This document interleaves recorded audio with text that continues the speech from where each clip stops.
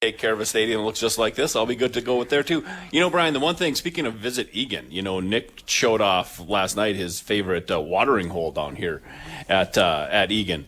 We were at the Lone Oak, right? We were. So we were in a place with a few trees in the parking lot. We were trying to figure out which oak. I was going to say, which one was the lone one? You found the wrong one first. Yes, we did. Well, there was one, and I'm not a tree expert by any means, but there was one tree right in the middle of said restaurant and our hotel. We wondered if that was the lone oak that garnered the namesake. But nonetheless, going to shift right into There's things. no segue off of that at all, is basically what Nick Exactly. said. And as much as I don't want to spend the whole first segment giving Nick shout-outs, but part of the Visit Egan experience is to have some fun in some places that they offer. Yeah. Great recommendation last night by you. Yeah, no, I had a great experience there last year and took advantage of the fact that we got to do it again this year. We were staying literally right next door. Right. Visit Egan put us up at the Hampton Inn. Thank you to the Hampton. There, They gave us quite an experience. We had a few laughs with the staff at the front desk. They were very cordial to us. Everything that we've done since we've been here has been a great time. We had the Stargazer guy. That was fun. I don't think that was necessarily an Egan thing. But we did have some really good time. It was fun watching. People. You know, we had great wait staff. The folks checking us in, they were great. I mean, our trip to Egan so far has been really nice. Absolutely. And since we've done it now on back-to-back years, I feel like each time we come here, you could kind of piece together a documentary, if you will, of what it's like to do the Northland Sports Page experience at Vikings training camp, at TCO, at all the fine establishments in Egan. And I know radio's not a visual medium. There now, it's a show. I've said my favorite catchphrase. But it would be fun to kind of literally document our experience and make a documentary, if you will. We saw how good Nick was with the camera. He was. Our Facebook Live video on the station's page, besides the fact that it starred Dave and I, should be top-notch. But the reason I also wanted to talk about documentaries is we had to get here last night. Yeah. Dave, you and I on our road trip down, separate from Nick. We apologize, or you're welcome. I'm not sure what perspective you want to take there. Both, I guess. A little bit of both. Hold on for the next couple minutes. I was going to say, you do like sports banter, but we probably had it in overkill for you, so you might have checked out about Forest Lake yesterday. But the highway did. No doubt about it. Shout out to Minnesota Road Construction as well. Keep plugging along.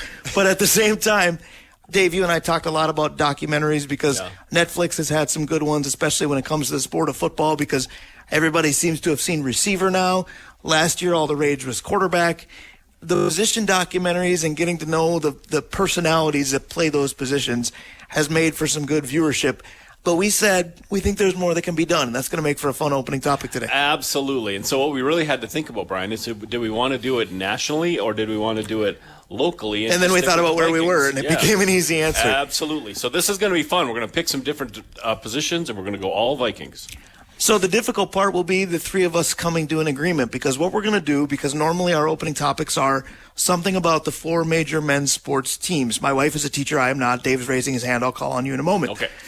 But we normally do the four major sports men's teams and something in relation to them. Since we're not doing that today here in Egan at TCO and being very football-centric, what we're going to do is we're going to do four positions and try to come to an agreement on the four personalities throughout Vikings history that should be covered. And that was the part I wanted to say. We're not going to necessarily pick the best at their position. No. We want to pick as good of personalities as we can find to make an interesting show. Absolutely. And sometimes those can be on opposite ends of the spectrum. Oh, yeah. You might have the most boisterous personality. You might have the most stoic personality. You might have somebody that we don't know anything about their personality. And that's why you want the documentary to be filmed and see what you could learn about them. And this could be a posthumous honor for some. Yep. We'll have a lot of historical Vikings chatter. But first, we came up with the positions. And one of them is a position in terms of title of a job, but not a position in terms of being 11 on 11. Right. One of those is coaches. Yep. One of those is running backs. Yep. One of those is defensive ends. And then Dave wanted to bring this up first, but being in a Viking stadium, I feel like I need to bring it up last. We did say we'd do kicker. I think the kicker one's going to be the most interesting. But, we got a couple things that we could do, Brian. Just on-air radio conversation. An on-air production meeting? Yes. Okay. We should do a Monsters one. Wouldn't that be fun? The Harbor Monsters one? Yeah. Well, it's their first year. It would be fun. It would be fun to have done that. It would be easy to be a finalist, being that they've only existed for 1 year. But this 1 year could be a good one. They've got a playoff game today. Good reminder that Monster Weekend Kickoff follows this show. We did talk to the guys before we came here, so we did that show in Duluth, and you'll hear it at noon. They and they listen. And so if the players are listening now, they should, feel free to reach out and text us your ideas on who we missed for our fantastic new series. Absolutely. And on the air with the Harbor Monsters is always a good time. And on the air today on this station, you're going to have a lot of Viking-centric talk with us now, followed by the Harbor Monsters. We love to combine things. Spoiler alert, midway through the Harbor Monsters show, there's a former Viking who will be conducting the coin toss tonight. We chatted with Robert Tate, too. That'll be fun. It really will be. It's such a great interview and such a great guy. So, yeah, it'll be fun. All right. So, as they often say in broadcasting or in conversation, here's the kicker. So maybe that's where we should start. Again, we're picking documentary personality options at various positions in Vikings history, and we're going to have to agree on 4 in the end. So, Dave, your idea was let's do kicker because it's going to be interesting. I'll let you start with who you would like to nominate. It just dawned on me, though. We're not counting punters here. We're just place kickers, right? Right. Okay. You could do punter, though, because I would want Mitch Berger in a Snickers bar and a documentary in a heartbeat. Mitch Berger and Chris Cluey. Yep, those two guys would make a whole series. We're veering off topic already, and it's 10:09. Yep. We knew that wouldn't take very long. Go ahead. So I think if we're going to do kicker, we have to do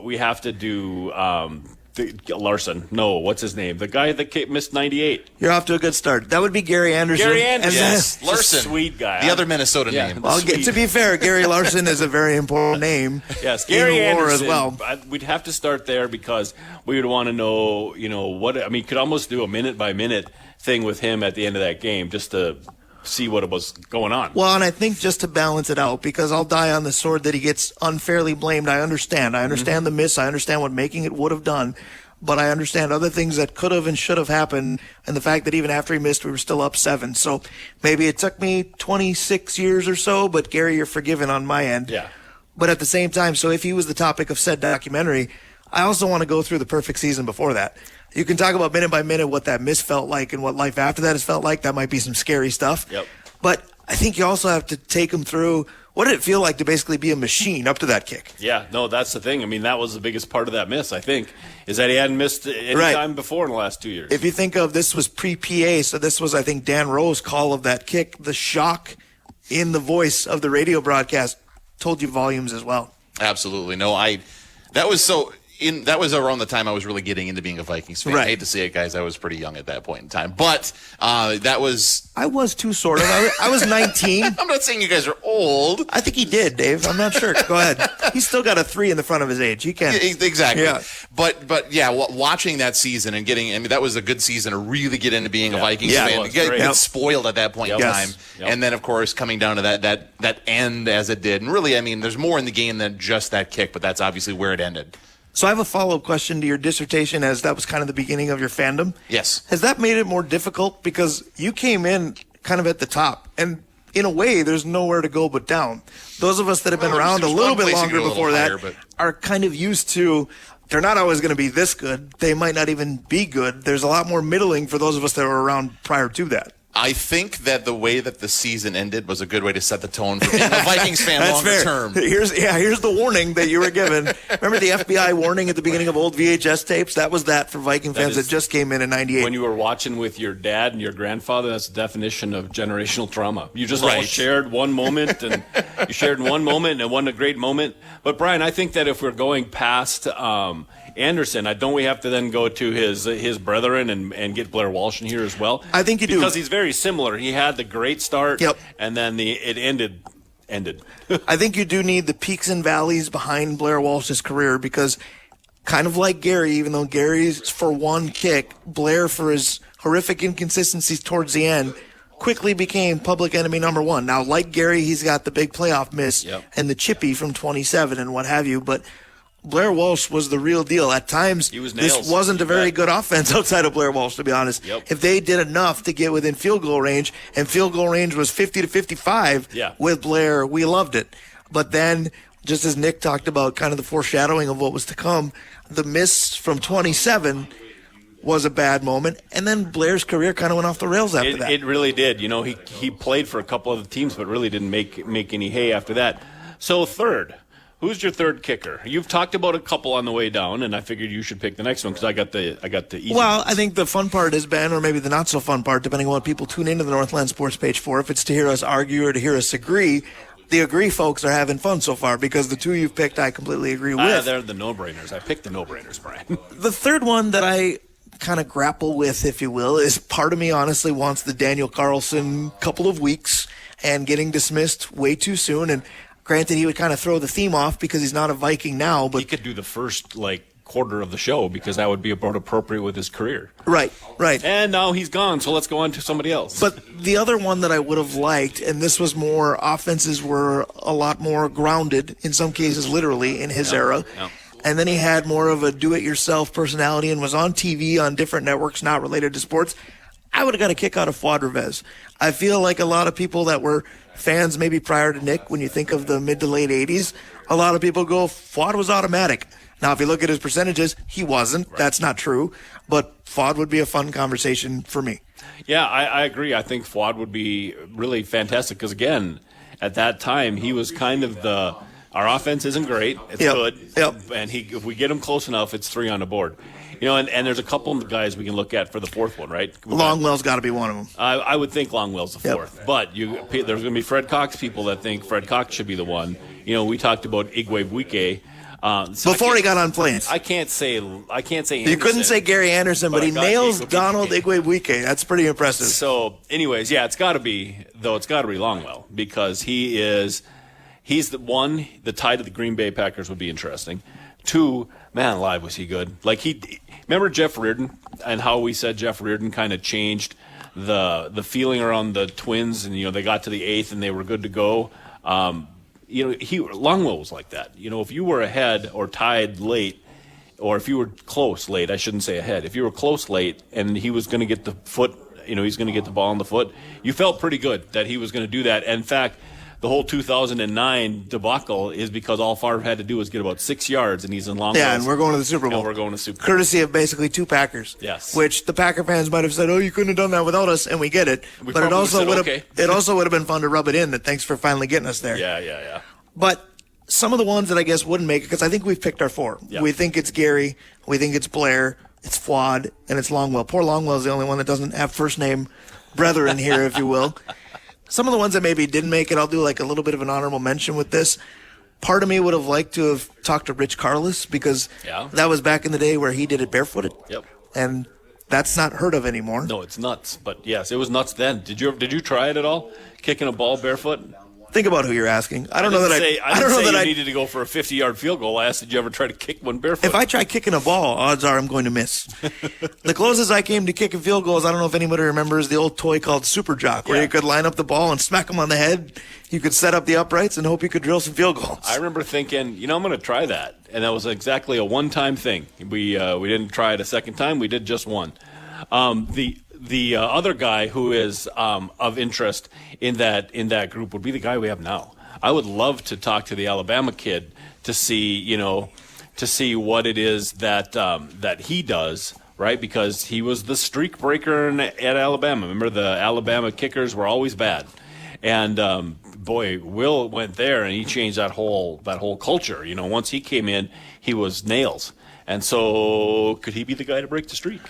Certainly could be. So kickers are done. Running backs, I think we should do next because I have a feeling we're going to be relocating shortly the way Nick is running back and forth in and out of this room right now. So let's move the topic along, but get to running backs because logically, I think if you're Netflix, you're looking at that one next. You've done quarterback, you've done quarterback, you've done wide receiver, you've had tight ends mixed within your wide receiver group.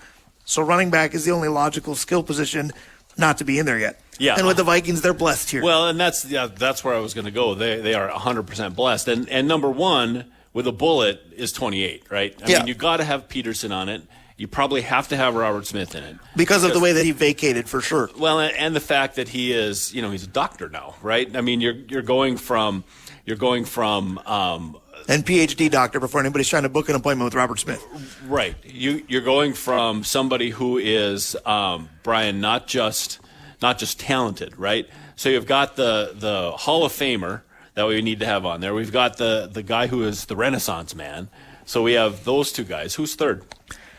It's a tough one. I think to satisfy kind of the beginning of this team's history, you got to have Chuck Foreman, don't you? Yeah. Because before Robert Smith, before Adrian Peterson, certainly you got to go with the guy who's the hallmark of the ground attack for these Vikings teams that, I talk about being born in 79 and never having experienced my favorite team being in a Super Bowl.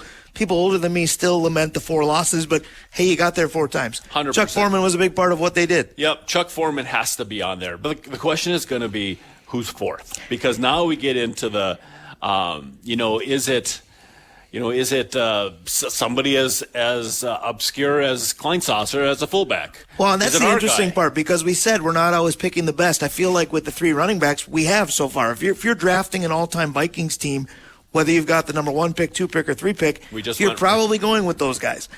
The 4th one, I think you can get into the obscurity, or you can focus on the personality and what that brings to the table. There's part of me, and in a Viking facility, I hope I don't get struck down for saying this name, but there's part of me that wants Herschel Walker in it because he's basically blasphemy to this organization. Now, I don't know if he is, but the transaction is. Yeah. His career was going fine until he got here and got misused. Bob Schnelker, et cetera, need to be interviewed about how this went down. Yeah. Mike Lynn needs to be interviewed, obviously posthumously, about how this went down. But part of me wants to know, these documentaries have taken you through the week-by-week experience of each person, game by game.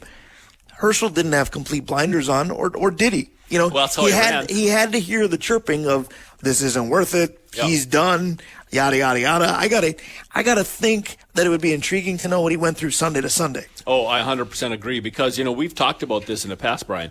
When running backs have to have a certain kind of system to be really successful. There are the few guys that don't, right? But Herschel Walker was a straight line between the tackles, get me a crease and I'm gone, and we ran him into a West Coast offense. And it just didn't fit his skills. But think about somebody like Darren Nelson. Right. Who can we talk about the past? Was it yours or not? Yeah. In the Washington game? You mean that? And we can talk about, being a first-round draft pick that never quite measured up. And also was a broadcaster for this organization after that. And what's it like to cover the team after playing for the team? Yep. You mentioned Jimmy Kleinsasser, and I think there's a fan following there. I went to a different version of a fullback, but he wasn't a fullback. He was basically RB2 and was our version of Thunder and Lightning. Leroy Horde would be interesting to me. Leroy Horde would be. Leroy Horde would say, if you need a yard, I'll get you 3. If you need 8, I'll get you 3. But he was the other style in that incredibly gifted 15-1 team. And just talking about that season again, especially if you had both of them, would be excellent. Yeah, there's a couple other guys, Brian. First one, Scotty Graham.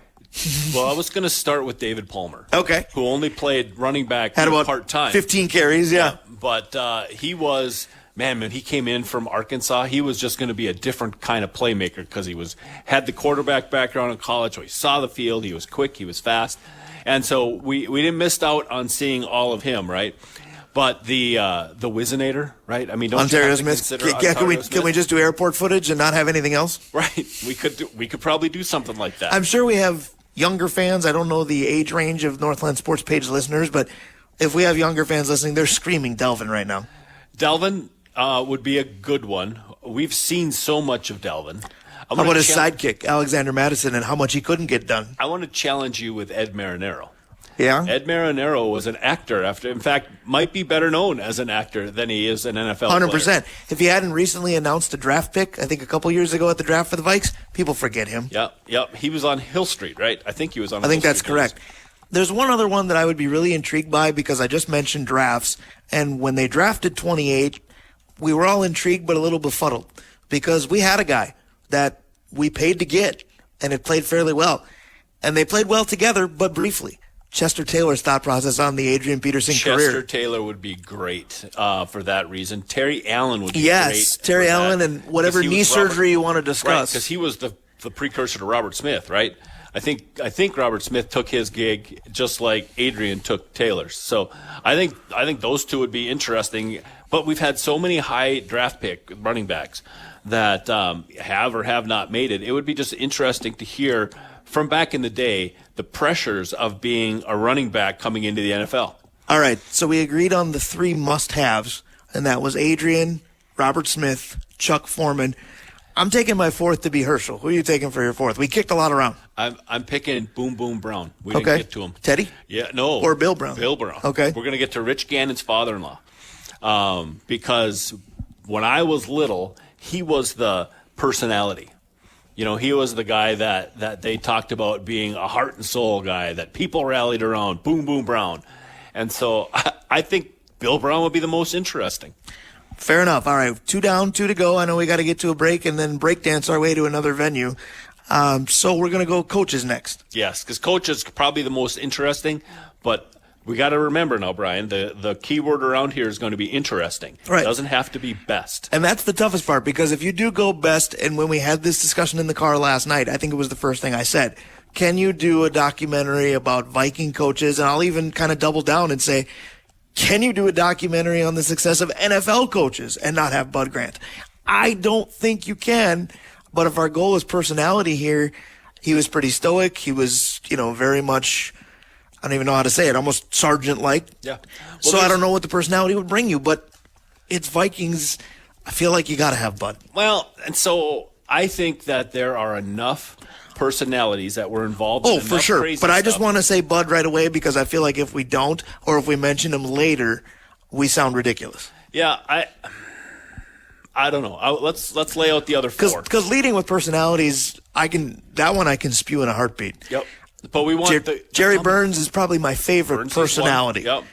Mike Tice was another favorite personality because I enjoy Yep. his weird personality as a player. Danny Green, I know his more famous press conference was when he was coaching Arizona, but he had some famous ones here, and he can tell us all. Sheriff. He'd give us a weather report. He can tell us all about the Calcutta But Clippers. who's the 4th one? See, this is where I think that if we could get them in the room, right? If we get them in a room, the 4th one is Childress. Because wouldn't you love to hear Denny and Jerry and Ticey just kind of visit with Chili and say, what are you doing, man? I would, but I'm a little upset with you right now. Give credit where credit is due, because when this conversation was taking place last night, you were kicking around a lot of other guys. Yes, we and were. Now, granted, I use a word that I can't use on the radio now, but I said, wait a minute. Don't you want to find out if Chili was really as big of a bleep bleep as everybody said he was? And you went, oh, Chili's got to be the guy. Yeah, because we were talking So about you can have the radio credit today, but you're welcome. We were talking about Zim. Yeah. Zim with the positive Mike Tice. I would love to see those 2 bang heads. I think if you did Zim, you have to do just the one season that he went through hell and back with the eye condition. Yeah. And Or the last season where stuff just kind of went awry. yeah. So, I think the 4, let's just quick do this before we have to move along. So the 4 have to be Denny, right? Ticey, because we all want to hear him talk. Jerry Burns, and who? Because Bud doesn't fit in this group. He's just going to be. So I'm sorry, repeat your first 3? Yep, it's Jerry. Yep. It's Denny. And Mike it's Tice. Ticey. Then for me, it's got to be Chili. I think you're right. I think to make it an interesting show, it's Childress. All right. So speaking of an interesting show, football term, we're going to call an audible.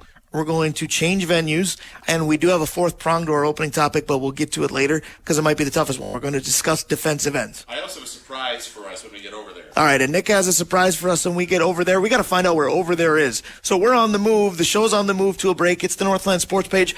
We know we're still going to be here till noon. Monster Weekend kickoff till noon. But where we're going to be is changing in a matter of minutes. We will be right back. Stick around.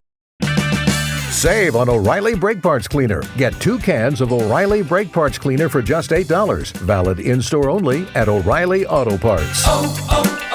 O'Reilly Auto Parts. And welcome back once again to the Northland Sports Page. We've moved, but we are still high above TCO Stadium in Egan 30 feet to the right. at Vikings training camp. Yes, they put us in the wrong suite, but I'll tell you what, this feels like a small upgrade. I'm very comfortable right now. You are. I've got a very tall chair now, Brian. You know that I don't do tall chairs because, little legs, big upper body makes Right. us look a little weird. But gosh, You are this the is- perfect caricature, Dave. Yeah, this is a good spot. It is a good spot, and we're very Nick. happy to be here. I'm glad that I did all that in 3 minutes. Yes, I was going to say, Nick Stoltman just set the world's record for changing a broadcast venue during This a stuff is commercial portable, break. but not that portable. But you just found out new accomplishments that I don't know that you knew you had in you. No. So in the process of moving, I was greeted by somebody down the hallway that goes, "Hey, you're so-and-so?" Yep. So it sounds like around 11:30, Pete Bursich is joining us. Very nice. So Fun. Very nice. So radio analyst Pete Bursich That's may have awesome. just been added to our schedule. So there are good perks to moving over one room yes, besides just I'll call it a comfortable trade-off, chairs. but Yes, that'll be completely fine. So gives us a good chance to run through the schedule of the show. We will have Dave Hoops later on in this segment. Nick's going to make that Working on happen that for us right too. now. And then we're going to play Buy or Sell. And then at 11, for the second time in as many training camp visits, we're going to have Tatum Everett pay us a visit in person. And we just found out what our 11:30 segment is going to be like. We're going to get high-end analysis from the radio analyst, How about Pete that? Bursich. That's going to be great. We had PA last year. We get a sidekick this time. So Pete gets to step all over PA literally this time, and it'll be fine. And then at the end of the show, former Viking Vince Glenn, as he so often does with us, even when we're in Duluth in the studio, close the show as part of the Drawing Lines segment. Drawing Lines, of course, courtesy of Arola Architecture Studio. They are just one of our great sponsors.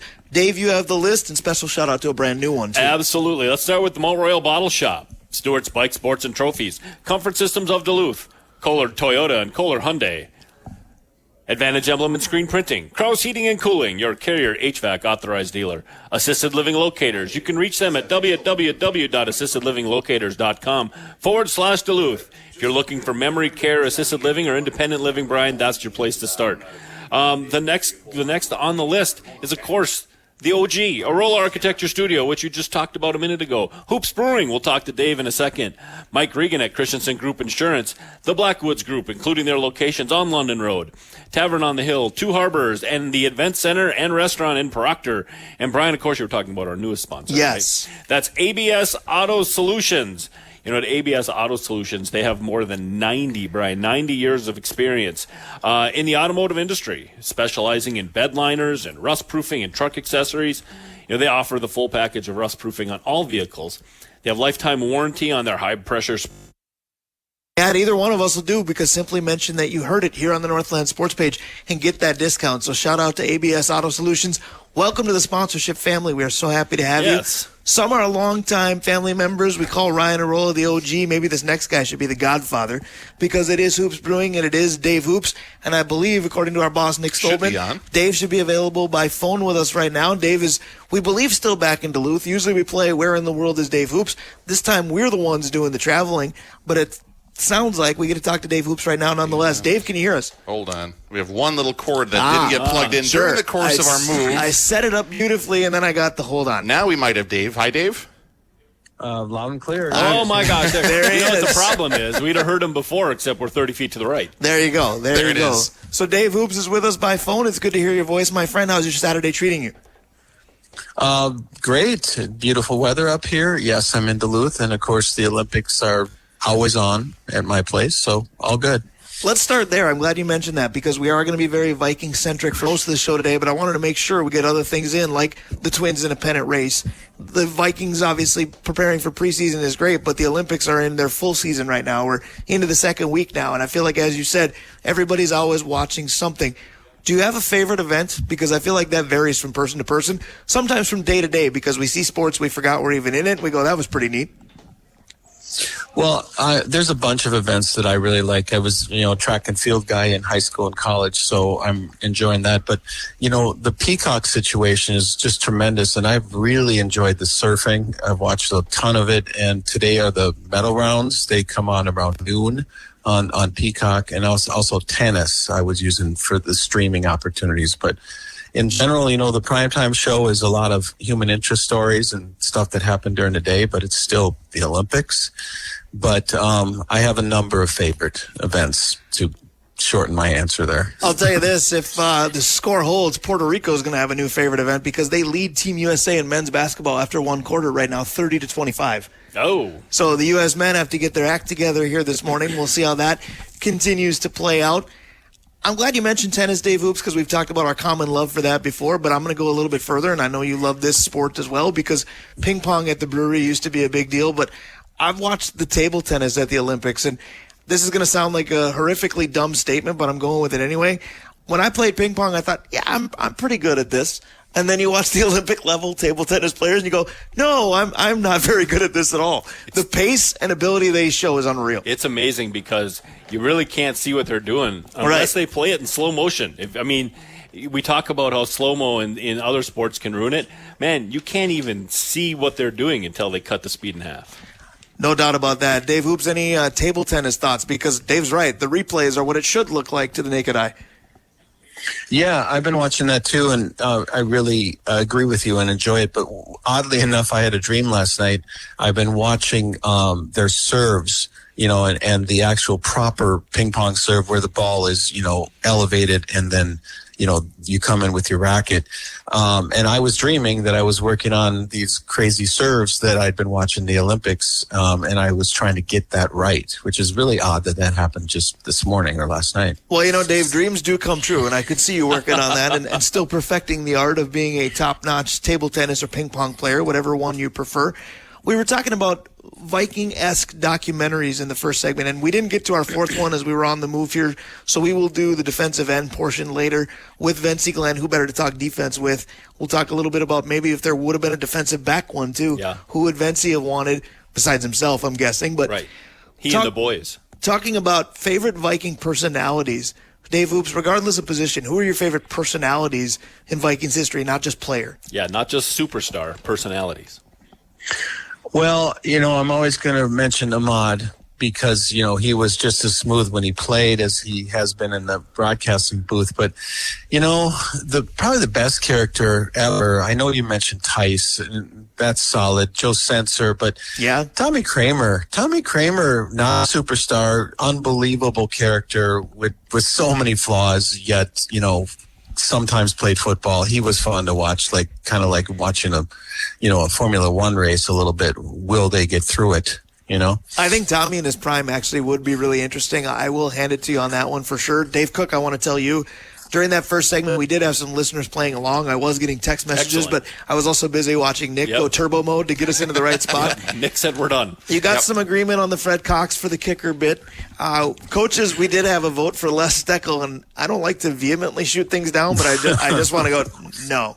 There's a reason we all try to forget that. Now, that's the one you want Bud Grant in. Yes. Because Bud made sure he got the job, and then Bud came back and fixed the mess. So it'd be really interesting to see what his take on that whole thing would have been. It would be. Speaking of interesting takes, one of my favorite parts of every show are the interesting questions that Dave Cook has for Dave Hoops, myself, and perhaps today Nick Stoltman as well, because now that you've gotten a chance to sit and take a deep breath, you can probably start to contribute once again. All right, so the question always starts with, you want football or... That question goes right to you, my friend. Well, let's keep sport at the forefront. We'll start there. Very good. So one of the things I read about this year's Hall of Fame class is that it's underrated. So I got the names for you. I'm interested to see who you think. Luke Kuechly just said, you know what? The physical risk of this game isn't for me. I dominated and I'm done. I love the fact that he still got in. I love the fact he got in. He's not on my list because of that. I think the most underrated member of this Hall of Fame class is Julius Peppers, because he was a freak, but we never put him in lists of, the best defensive lineman I ever saw. Truthfully, he's in that top 5, but we never, ever talked to him about it. So I think it's Peppers. I think Devin Hester is the most overrated. I do too. But he was unbelievable at what he did. Yes, 100%. We're just reaching a point where maybe what he did will make a comeback with the new kickoff rules, but we'll see. Well, and again, the fear that he installed is more important than what he did. And so these other guys did stuff. All right, so Dave, I'm going to quick go to the brewery one, because this is a question I was asked, and I don't have any idea, because my actual level of beer knowledge is down a little bit. All right, so 1, what makes a red beer? And 2, what's your favorite? My favorite red beer? Yes. Well, so interestingly enough, the public loves that name. There is no official red beer style in the 140 plus styles that we judge at the national level. But that doesn't mean anything, because, of course, Coors made that first Irish red, whatever it was called. And so to answer your question, what makes a red beer is the grains that are used, the caramel grains that are slightly roasted, and they really do throw a big-time red hue. So That would be the best way to tell you. And usually it's a maltier flavor, although a lot of the red beers now are hoppy. So I would say that I do really like the kind of the Pacific Northwest pale ales that do come in red in color. And there's a whole bunch of them. In fact, we're pouring one right now. Oh. So I'm going to go with the red pale ales that are called that. They should be called Pacific Northwest, but they're called reds. Brian, are you a red beer drinker? I am to a point, or I should say I was, because Dave Hoops just gave me a lot more education on red beer than I ever thought I would know. But this is one of those moments that we talk about. My mother listens to every show, and I really, really, really hope she's listening now, because, you know, we emulate when it comes to alcoholic beverages, or at least I did. This is what I saw my parents drink. So when I'm able to drink but don't know what I'm doing, I'm going to lean on what they did. So I did that with my mother's red beer choice. My mother loved Killian's Irish Red. So I went there when it came to drinking red beer because I was told it was good, and she wasn't wrong. I enjoy it, certainly.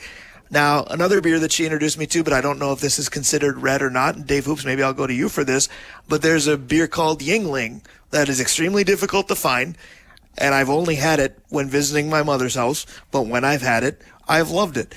I know there's a Liney's Red. I know that there are other reds out there. I don't mind them. I don't love them. Dave Hoops, what do you think of that? I have to go to the beer connoisseur to see if I sound way out of left field. No, you got it right. The Killian's was Coors. That was their offering, and that was by far the biggest. Liney's has done a good job. Again, it's just putting the name red on it. But Yingling is the oldest family-owned brewery in the country, with Shell's here in Minnesota being number 2, and they're an East Coast-based outfit. But their red beer is essentially their amber, and it's really good. Malty, smooth. It's kind of like a supercharged brown ale that's got a reddish hue. Really, really good. I believe it's a lager as well. So, Nick, I'm going to go to you because for the moment you were making more adjustments. So you were more red in the face than maybe ready to discuss red beer, but do you have a moment to discuss red beer? So I missed the question as I was plugging something in that I noticed was panicking or freaking out. Lucky for you, the there, questions are written down right over there. So, Dave. Yeah, so I asked Mr. Hoops on how to make one. Sure. And then asked him, so what's the best one? Oh, man. And so here's the thing about, I actually really love a good red beer, but there's never been one that I remember the name of, because I'll have it at a brewery, some random place it'll go to. I'll go, that's good. And then they don't have it again because it's a seasonal thing or whatever. And then I forget what it was. But some of the major brands, like Killian's is one that's always pretty good. But I do love, whenever I see one on a list at a tap room, I dive in because that's one of my favorites. All right, I got time for one more, Brian. You got time for one, maybe two. I would say one for sure. Yeah, this is going to be a talker, I think. All right, guys, here's... I don't know, are we moving again? No, I think we're good now. I think we're good here. I talked about the underrated Hall of Famers. So here's a question. How about the greatest under-talked about Minnesota Viking? And I've got 5 choices. Gary Zimmerman, Joey Browner, Warren Moon, Sammy White, or somebody else, because we don't talk about him enough. Other is too difficult. You got to pick a person. I was going to say, I'm not going to go with other because then I'll do what we do and we'll stray off topic and name 50 guys. So I'll try to go with one you listed, but Dave Hoops, go first, of course. Well, I'm always talking about Ahmad, of course, so I've got to go with Sammy White because, again, I think he was number 85, if I remember right. I had a jersey. Am I right on that one? I think so. Yeah, I had a jersey. I love Sammy White. I think that he should be in the conversation. But Joey Browner, that's really kind of what I wanted to pick. But let's go Sammy. See, when you turn this into a personal question, which I think, Dave Cook, that's what you're trying to do, answer it how we would. Again, Dave Hoops, this is just like we're staring at each other in your brewery, because guess what? We agree. Because on a personal level, for me, it's got to be Sammy White. And it has a little bit to do with how old I'm not in this instance. You know, I wasn't super into the Vikings when Sammy White was around. Some would argue I wasn't super on the earth when Sammy White was playing for the Vikings. So I do have that, hopefully, forgiving point. The other one that I would at least mention, and it seems blasphemous because in NFL circles, he's mentioned all the time. But I don't think in Viking circles, because it was brief and it didn't turn out the way maybe we wanted, even though his numbers were good, Warren Moon is up there. Yeah. You forget that he played here and played fairly well, but even though he played well, it's almost like the pitching win in Major League Baseball isn't necessarily associated with the pitcher. Quarterback wins are kind of the same thing. Moon was amazing, and the teams were 500. Yeah, no, I agree. Moon really changed the tenor of the team. They went from to they got Warren Moon. Right. So I think it's Zimmerman. Like, I really do, because I remember when he came in from the USFL thinking, yeah, he was okay, but it was the USFL. And then he became the stalwart for them, and they didn't pay him, and he was like, I'm out. See, and the reason I couldn't say that is because when we were talking about documentaries on the road yesterday, and we said, should we do offensive line? Should we do tackles? And you said, well, maybe at some point we should. And I said, well, Zimmerman's the best. So I can't sit there and pretend that I don't talk about him. But we really don't talk about him. Right. And maybe we that's do. because we don't talk about offensive line. We do, but that's because we should rename this show The Sports Nerds at some point. Go ahead. Nick's nodding his head in agreement. The last one I have, I was going to say for Vincey. So if there's nothing else. All right. Well, I tell you what, you teased it enough. Let's see if we can hurry with it. All right. So quarterbacks. Answers will be brief. Quarterbacks. Most important quarterback trait: arm, football IQ, or the it factor. Dave Hoops, you're first. I'm going to go with arm, followed by football IQ, which is really brain power. But I'm going to say if it's a Vikings trade, our setup is so great and our OC is so good that we need a strong arm quarterback. So I'm going with that. I'm going to go football IQ as the top answer. It factor next. I don't know. There's something about there has not been an it factor in a quarterback in recent memory for the Vikings, in my opinion. Yeah. And so that's something that I envy. Right. So I'm going to go with it factor because from era to era, what is it? It changes all the time. So it's got to be it factor because as the game revolutionizes or continues to, the quarterbacks have got to keep up with whatever it is. I think it's the it factor, but then I'm a sucker for that kind of quarterback. You know, a guy with the ability to control the locker room and make everybody come around who can't throw or doesn't really get the game of football, Johnny Manziel. I think the it factor is my favorite. I think football IQ might be the most important. You mentioned that you're a sucker for certain things. I'm a sucker for hoops brewing. Dave, tell everybody this weekend who are in town good reasons to come to the brewery. We'll let you go. Okay, go to the beer garden. Beautiful weather. Really, really great vibes out there right now. Thursday nights have been fun with the music up on the Irvin and then our spinning of records. Number 2, we got Shandy's back, inside and out, and we home make our lemonade, and it's tremendous with the lager beer we put in there. And then number 3, we've got next Wednesday we have bingo, which has been super successful Wednesday night, and the following Wednesday we have speed dating, which is something interesting and I've mentioned a few times is a bigger one with Dan Hanger being the MC. So that, and of course we just brought raspberry back. We ran out of peach and pear and raspberry, and they're both back. So fruit beers a Monday. Dave Hoops, as always, this was beautiful. I will see you Wednesday at bingo. Thank you for your time. One of these years we got to get you out here with us to TCO with us. Yeah, absolutely. I would love that. Thanks, guys. Absolutely. That is Dave Hoops, one of our illustrious sponsors. He is always in his 10:30 slot here on the show. Up next is Buy or Sell. When we come back, it's the Northland Sports Page in Eagan. Brian Prudhomme, Dave Cook. At your job, do you ever have to deal with a nose roller? How about a snub pulley? Well, if you're installing a new conveyor belt system, dealing with the different components can sound like you're speaking a foreign language. Luckily, you've got a team ready to help. Grainger's technical product specialists are fluent in maintenance, repair, and operations. So whenever you want to talk shop, just reach out. Call, click Grainger.com, or just stop by. Grainger, for the ones who get it done. Nick Stolman, we'll be right back.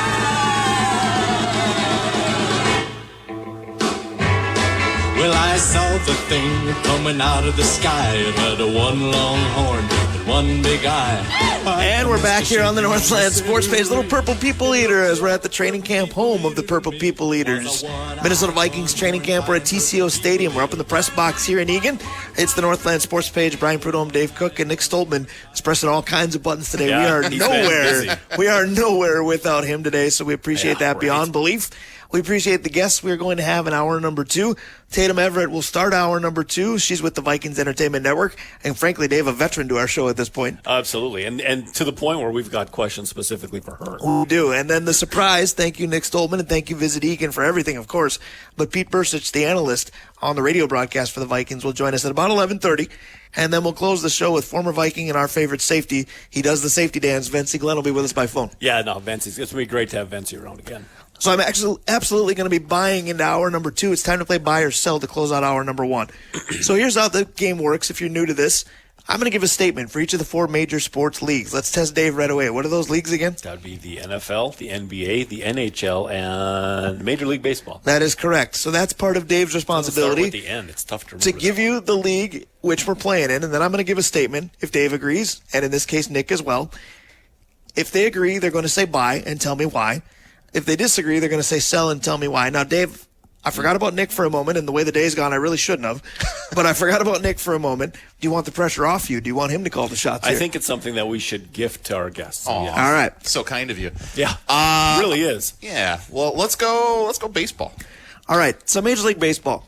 The trade deadline has come and gone, and newsflash to the Twins, the trade deadline has come and gone. I don't know if they noticed at all. Slept through that. They did make a deal, so they didn't not participate. But it was basically the trade deadline equivalent to milquetoast, if you will, in terms of the move that they made. So the fan reaction has not been great. But at the same time, they're still very much in a playoff-type position. So buy or sell that based on the lack of activity by the Twins at the deadline, you are down about their chances the rest of this season. Oh boy. I'm gonna buy on that. I just. Nick's down on it. I'm down on it. I'm trying to figure out He's the word for speechless. it. I'm going to buy it. I hate my life.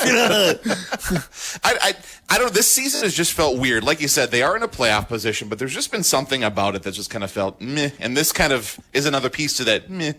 So Brian, I'm going to sell. And I'm going to sell because just the other day I watched Major Leagues again. And And you think Rick Vaughn's coming to join the bullpen or what? No, but what happened is once the ownership did really dumb things, the team pulled together. And I do think it could turn into an us versus them sort of thing. Well, we'll show them that, whatever. And if they do that, that lineup's good enough.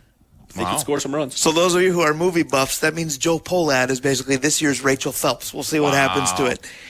I'm going to sell as well. I'm not down about their chances because this lineup was good. This pitching staff's been okay. They were in said playoff spot with the group that they had. Yeah. Now, there are a couple of occasions for the Twins and a couple of occasions in Major League Baseball where a deadline acquisition, I'm looking at you Brewers fans when you got CC Sabathia, Yeah, truly. can make all the difference in the world and springboard you to the next level.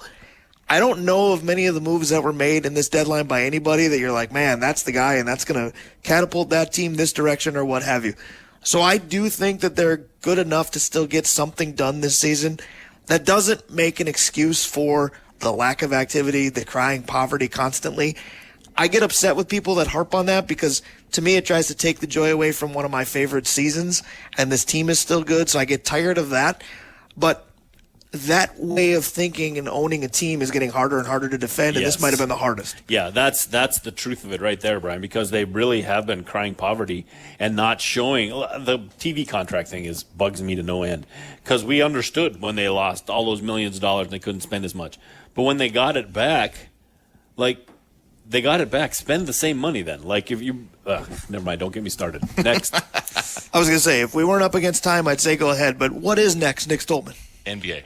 All right, so the NBA, once again, I'm straying from the actual NBA because most of the best-known names in the NBA are currently in Paris playing for Team USA. I mentioned that team was behind at the end of a quarter against Puerto Rico, but the tables had turned at the last I checked, and now they've turned even more. Just before halftime, USA is now up by 12. So buy or sell this. We all know the 92 Dream Team and the precedent that set for NBA players and the experience that was watching them. But now the international teams have a lot more NBA players on them as well. So given all of that, buy or sell that if this U.S. team wins a gold, it's more impressive than the 92 team. I'll buy that based on just that logic itself. You've got some players that are in the NBA and on a pretty high level that are playing for other teams, and so it's not quite that same level of just all the USA players and then just whoever else. Yeah, the first Dream Team was like center of the Hall of Fame team. Right. Like, I mean, you're missing 2 or 3 guys, and otherwise you could make the greatest team of all time. But this team is older. One of the big differences, in my opinion, is the NBA players don't seem to adjust to international competition. And so the fact that back then we didn't have to adjust to anybody, and now if they win, they're gonna the let's face it, there are players on the U.S. team that really aren't a great fit in international basketball, and they're still going to win. So I suppose if they win this time, it's a more impressive outcome. So whichever buy or sell that was, that's what I'm saying. So you're going to buy, and I think that's the key, because the way that I phrased it, is it more impressive if they win now than it was in 92? I'll buy that. Yes, it is, because of who you're playing and what you're overcoming, because the NBA has gone far more international. So it's more impressive if they win it now. In no way, shape, or form am I saying that means that this team is better than the 92 team. Right. They're just not. In fact, I feel like they have more players filling roles, not just having the best on this team. Is it safe to say, or at least not hyperbole to say, that 92 Olympic basketball team might be the greatest team ever put together? I think it is. In fact, when you said you're missing 2-3 guys, I couldn't even tell you who they were. Who would you have rather had? You could make an argument for Isaiah Thomas. We know the drama of not having him, but I'm not sure they're missing anybody. Now, we can all say Christian Laettner shouldn't have been there, and maybe you could take Shaq at LSU and change that. But other than that, yeah, I think it is the best team. Yeah, and not just in basketball. I mean, just in sport, period. 100%. So what's next, Nick Stoltman? You've got a couple left. We're saving left. football for last, okay. So we'll go hockey. So hockey, Dave should be thrilled with this. The Twins didn't make any moves at the deadline, but around the same time, the Wild made a big one. Brock Faber got a nice, hefty new contract. Buy or sell, you're happy with that Faber transaction? Just for me to say buy and move on? If you want. Yeah. No, buy, and it's not simply because he's a Gopher. As a guy who is coming into his contract year because of how they set it up, he has all the makings of a future captain, just the way he plays, how he carries himself. It's only going to get more expensive. So the fact that they locked him up long term, buy, and then you can buy it and you can put the word buy in maroon and gold. I was going to say, as has become very popular, I think Dave is basically saying bye. I'm going to go buy just a good piece, good addition, and Dave said a lot of things I don't need to add on to again. So. Well, Dave said a lot of things I don't want to say because he's Gopher gushing as he said it. And I'm not doing it because of the Gopher element, but. So I'm going to buy as well. I'm going to buy a little more timidly than certainly Dave did, but I'm kind of along the same lines as Nick. I will say this. I'm just thankful that Brock Faber, although he may not be, I'm thankful that Brock Faber doesn't play for the Green Bay Packers. Because if you think about the money Jordan Love got for 10 good games, Brock Faber's had about 100 good games. So if Brock Faber was in Green Bay, they'd pay him $100 billion. Yeah, there's something to that. Based on that ratio. But I'm happy that they did this transaction and got it out of the way, and you've got certainly a linchpin in your decor, and back end out, John Carlson, there's your shout out for the day, and they should be in good shape that way. One thing I'm confused about, and I'll go to you guys for this, the length of the contract still makes me go, okay, because we had the long-term deals with Suter and Parisi and all that. Now, I know Faber's plenty young, but I kind of miss the days of 3-year deals, 5-year deals. Why 8? Well, I think that you kind of hit on it with Parisi and Suter contracts and how they were laid out, because they were 30 years old when they got them. Faber is going to be 30-year-old when it's done. He has got it's in today's NHL. Players seem to want to swap term for money, and the fact that Faber took term, and I mean it's not like he didn't get paid, but he could have gotten paid a lot more next year, shorter term. The fact that he took the lower deal is also a plus. So, all right. So Nick Stoltman, you were saving football for last. Here we are. I'm a little bit afraid that you're going to be disappointed just because of how old you're not. Because you already talked about, I'm not as familiar. I wasn't as into it back in this era. Sure. So I had a different one earlier, and I changed this morning. Just for Nick? No. Okay. That's why I'm disappointed in myself, because I changed this morning watching SportsCenter in the hotel. You mentioned the Hall of Fame class, Dave, and Steve McMichael was in it, correct? Yep. Okay. Mongo. So they did a feature on Steve McMichael, and obviously his current state of things is really quite sad, and ALS as a condition is really quite sad. That's a whole different story for a different time. But while they were glorifying Steve McMichael's terrific accomplishments, they listed the top 5 players in the category of sacks playing defensive tackle. And there was a lot of Viking flavor to that. Mm-hmm. And the top 3 are all in the Hall of Fame now, with McMichael going in. The 4th is Minnesota Viking Henry Thomas. Buy or sell that Henry Thomas deserves more HOF consideration than he'd got. Oh, well, I'd like to. I got to start with Nick. Do you know who Henry Thomas is? Who? No. Dang it!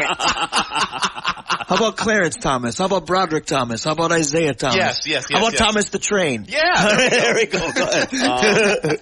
Knowing Millard, Yeah. I can't say no to that question. He should get more Hall of Fame attention. He was the first shade nose tackle I ever saw. Who played off the inside Yeah. ear of the center's helmet. The way he lined up actually looked painful. Yeah, for the center for sure. Yeah. But Henry was, if I remember right, Henry was the guy who followed up Jerry Ball. Like Jerry Ball, and then they got in Henry Thomas, and he did line up all cockeyed like that. But when you put him and Millard and the groups that they had, yeah, he got overlooked. Maybe he should have been on my list. But I didn't realize he was that high up on the sack list. So yeah, I guess so. And I didn't either, because that's why I changed this, because I thought, oh, wait a minute, I know that name. And in our case, we literally know that name. He's been on the show a couple times. We've hung out with him a couple times. It's tough to put that aside, because when you feel like you have some element of a friendship with somebody, you're going to say, oh, absolutely. But now that you see that number and the three names above him are all in, maybe you go, hey, yeah, 97 needed a little more consideration than he got. Three above him? Page? No. The defensive tackle when sacks were tracked, this was Johnny Randall, Warren Sapp, and Steve McMichael. Oh, okay. And all three of those are in the Hall of Fame. Mongo played on the perfect line for him because he had Dent on one side and the Fridge on the other. Well, and that to me might be the demise of some of those people, because they'll sit there and say, well, this guy got to go eat because the other guys got all the attention. Mm-hmm. You talk about that with Ray Edwards on the 2009 line, when it's like, yeah, because he was the guy that nobody thought they had to block because you're worried about the Williams wall and Jared Allen. I mean, it's just different. All right, Nick, go ahead. Did you have a chance to Google who Henry Thomas is? No, go ahead. I'll pass on this one. All right, fair enough. Well, Henry Thomas has been one of our great Viking friends. Leo Lewis, Spency Glenn, Robert Tate, who we will talk to on Monster Weekend Kickoff that starts at noon. Let's go that route. Buy or sell that the Harbor Monsters find themselves on the winning side today. Oh, I'm buying. I think that every time I talk to Tony O'Neill, it impresses me more on how his teams play like their coach. I'll buy. Yeah, I just did the energy, especially later in the season. They've gotten some good momentum, and I'll buy that they're going to be. I'm going to buy as well. This team has impressed me a little bit more each week, and I think the big factor will the deck be rocking or not? You talk about feedback on the show and tech participation. My phone's been blowing up with people hitting me up for tickets for tonight. So the more people that are coming in, the louder it'll get, and I think the team thrives off that. 100%. I mean, that's 100. Why else would you play?